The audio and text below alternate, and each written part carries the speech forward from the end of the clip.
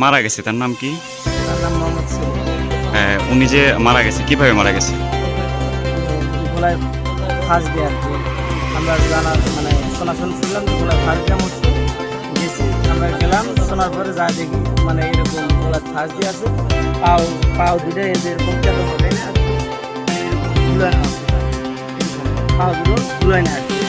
তারপরে আমরা সবাই গ্রাম পুলিশ ফোন দিলাম, আমি সুন্দরপুর গ্রাম পুলিশ আসবে, আসার পরে গ্রাম পুলিশ মনে করেন সবাই ট্রাই করে দিয়ে তালা দিল। তালা দেওয়ার পরে পরে গ্রাম পুলিশ ফোন দিল, পুলিশ আবার ঘটনার 1-4 ঘন্টা 2 ঘন্টা বাদে আসলো। আসার পরে আপনি হচ্ছে আমাকে নিয়ে গেল ভিতরে, রশি খুললাম, আমি নিজেই রশি খুলে নামাইলাম, বাইরে নিয়েছিলাম, আসার পরে মনে করেন